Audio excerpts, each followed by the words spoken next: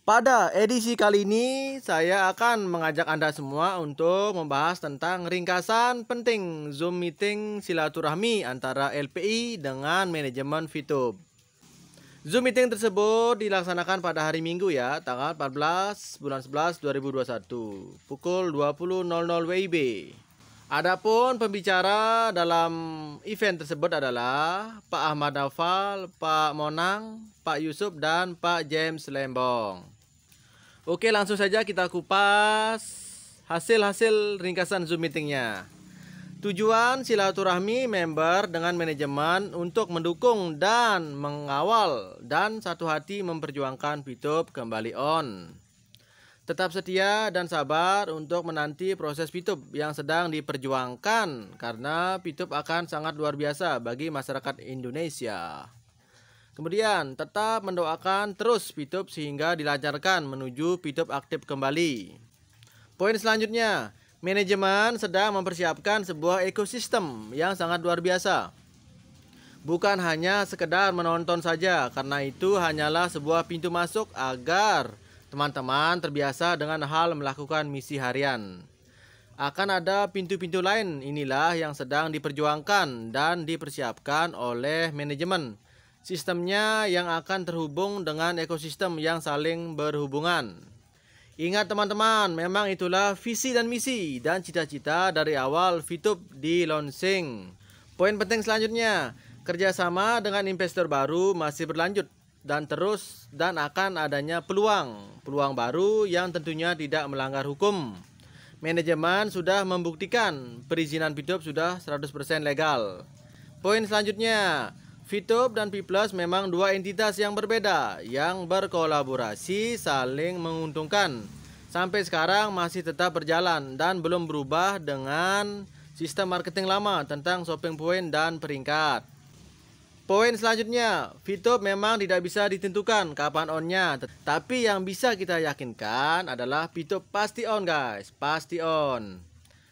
Poin selanjutnya, Mr. Jagoe masih tetap menjadi bagian dari perusahaan. Begitu juga Bapak Haji Eman, NU tetap menjadi pembina di VTube. Poin penting selanjutnya, masalah pelaporan ke Baireskrim agar abaikan saja karena sudah ada bagian hukum VTube yang menanganinya.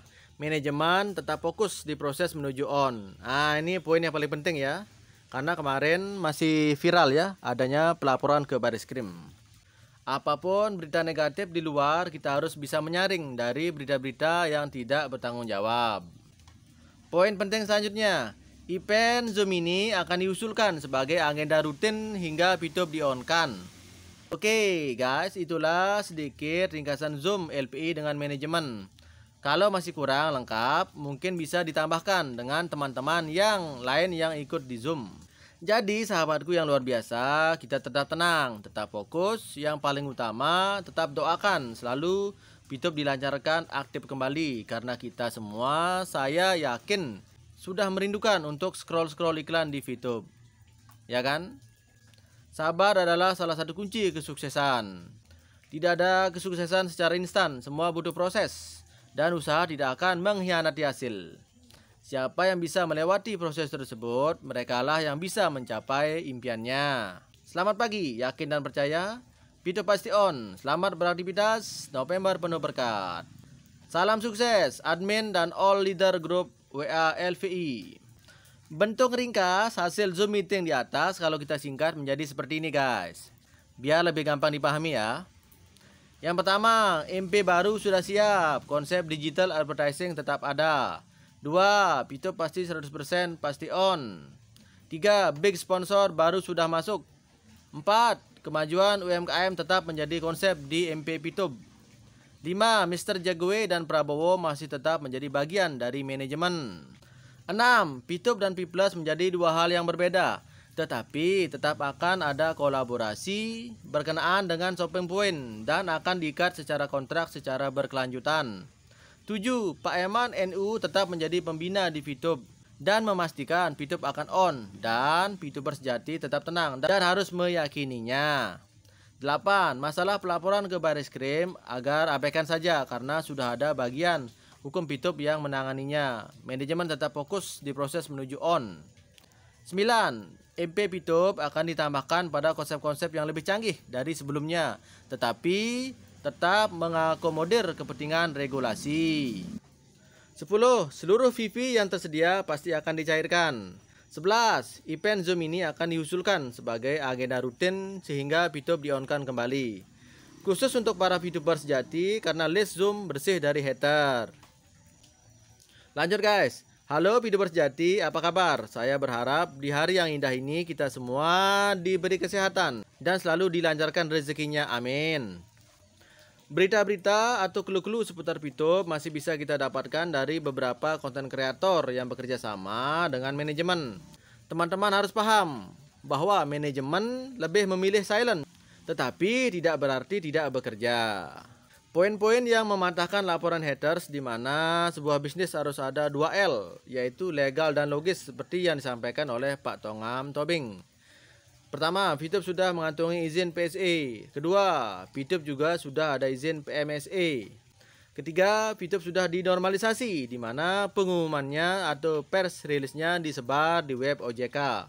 Selanjutnya, bukti bahwa Fitub 3.0 bisa on di mana pada waktu itu para haters diberi statement bahwa Fitub tidak akan on.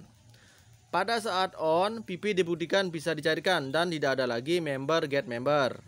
Di Fitub 3.0 pada saat on bahwa jaringan tidak ada lagi. Bukti dan datanya silahkan teman-teman simak ya agar paham dan lebih lengkap dan jelas. Tetap yakin Fitub pasti eksis kembali, November penuh berkat. Lanjut guys, sekarang akan kita bahas tentang hal-hal yang terjadi pasca atau setelah press conference SPI dan Mayoni. Hal ini saya kutip dari grup Serikat VTuber Indonesia alias Serikat Virtual Indonesia. Yaitu ada gerakan termasuk leader Fitub aktif dan sibuk buat acara Zoom. Meskipun dibungkus silaturahmi, intinya mereka mencoba menenangkan situasi agar mereka tidak diserang oleh member di luar yang telah melapor ke Bareskrim. Dalam Zoom itu tidak ada kabar kapan Fitub akan on. Yang ada hanyalah disuruh tenang dan sabar. Serta dipersilahkan untuk jalankan bisnis di luar Fitub asal jangan menjelek-jelekan Fitub. Leader Diamond Alexios saja sudah duluan jelekin Fitub. Selamat malam. Nah ini perlu digarisbawahi guys, apakah benar Diamond Alexios menjelek-jelekan Fitub? Entahlah ya. Yang jelas ini pernyataan dari SPI. Dulu perusahaannya ilegal, sekarang perusahaannya sudah legal. Lalu bagaimana dengan aplikasinya? Setelah sempat dinormalisasi, kini ilegal lagi dong. Pantas nggak bisa on lagi ya. Kok bisa sih? Jawabannya karena marketing plan Fitub yang baru sama dengan marketing plan yang lama dan nggak sesuai dengan regulasi yang ada. Selain itu telah melanggar kesepakatan yang telah ditandatangani manajemen Fitub. Ada 6 poin. Apa tuh yang dilanggar? Yang pertama, melakukan pengumpulan dana dengan cara top up atau membeli views di aplikasi Fitub. Hal ini harus memiliki izin terlebih dahulu, lalu operasinya di bawah pengawasan OJK. Kedua, tidak bertanggung jawab untuk membayar PP member Fitub. Sampai di sini paham kan? Oke, kalau sudah paham, saya ucapkan selamat pagi kenyataan. Sekian videonya, terima kasih sudah stay tune, semoga menginspirasi. Sampai jumpa.